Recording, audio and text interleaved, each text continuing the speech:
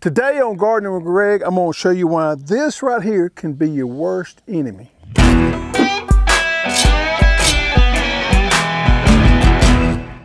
A couple years ago, I noticed that the tilth of my soil has started declining.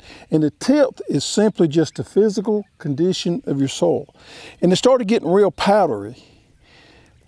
And I thought about it some, and I realized what I'd been doing wrong. I had been overusing the tiller in my garden, and I had not been feeding my soil enough compost and organic matter. Good soil tilth crumbles up in your hand. It's got large crumbles there. That means you got good healthy soil. You got a lot of organic matter in there.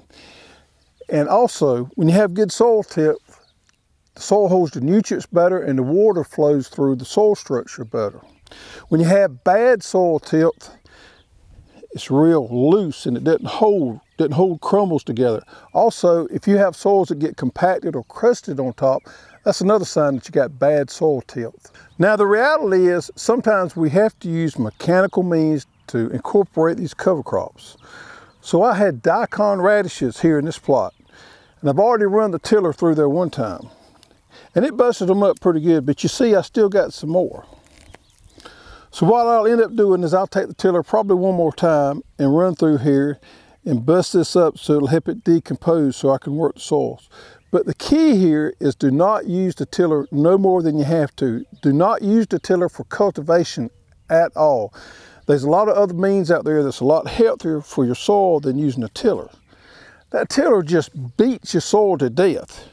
When it runs through there and the soil gets beat up, the soil structure gets compromised. So my strategy to improve my soil tilth consists of three things. First is adding good compost. Second is the use of cover crops, buckwheat in the summer and a rye legume mix in the wintertime probably adds the most organic matter of any of them. And also to change the way I cultivate. So sometimes I would get lazy and use the tiller to cultivate with, and that was a no-no. That destroyed my soil. So now I'm just going to use the wheel hoe to cultivate with. To give you an example right here, I got these babies on here, and these will take the weeds out, but will not compromise the soil tilth. So the key takeaways here to be good stewards of the soil is to feed it with some good compost, have cover crop rotation there to add that organic matter, and don't beat your soil up with a tiller.